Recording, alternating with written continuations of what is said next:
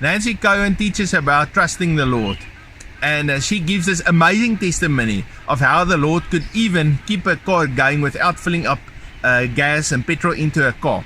And so the Lord can supernaturally supply to you too. So I'm going to walk here next to the river. My daughter's going to film me as I walk. And we're going to enjoy the scenic route. And we're going to build our faith up as Nancy testifies to us. So I want to invite you, join me as I walk. I'm going to put these earphones on. And then we're going to enjoy. God bless you. Okay, we're talking about, let me just pull up a couple more things here. Write these down because they're very important. Oh yeah, I forgot the drug cartel. That's a good one. The Lord redeems the soul of his servants. This is Psalms 34:22. And none of them that trust in him shall be made desolate. You know, that's oh my, I could give hours of testimony on that one. This is Psalms 56:4. In God I will praise his word, and in God I have put my trust. I will not fear what flesh can do to me. The deeper the level of your trust goes, the more you can trust him that he's not going to allow damage to come to you. Psalms 56:11. In God have I put my trust. I will not be afraid of what man can do to me. Whatever time I'm afraid, I will trust in him. Okay, he just gave me permission, so you guys can forget about lunch.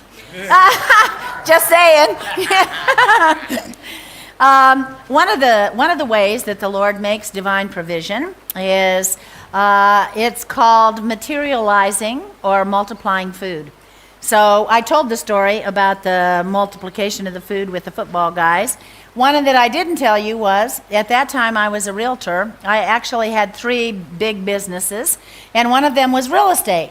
Now, back in my day in real estate, you didn't have the internet. That means you get people, you have to take them to every single house that they want to look at so they can get out and look. So I was accustomed to driving 250 miles every single day.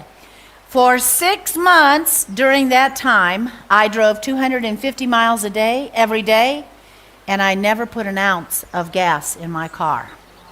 Actually, I would pick up people to go out in the country, and they'd want to go look at country property, and they'd look over and they'd see my gas totally on empty, and they would say, maybe we should go get some gas. Don't worry, God's going to take care of it.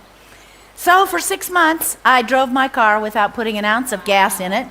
The night that my husband finally got his first viable paycheck, I was teaching at a Women's Aglow conference, and as was my custom at that time, I'm prophesying over everybody till 2 or 3 o'clock in the morning. I think it was about 2 o'clock in the morning when we finished up our meeting that night.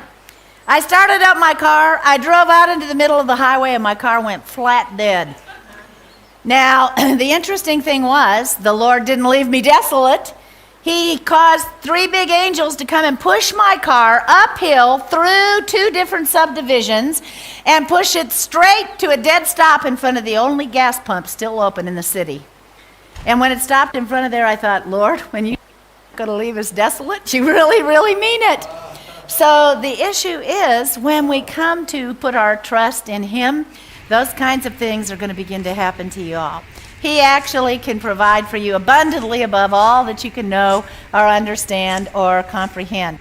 Was that not amazing testimony about how God can send angels to push your car?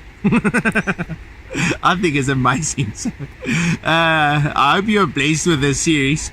So in the next session, this is going to be the last one in this series about trusting the Lord. We're going to see how Nancy leads a drug lord to the Lord, and how he gives his life to Jesus, and how everything in his life changed.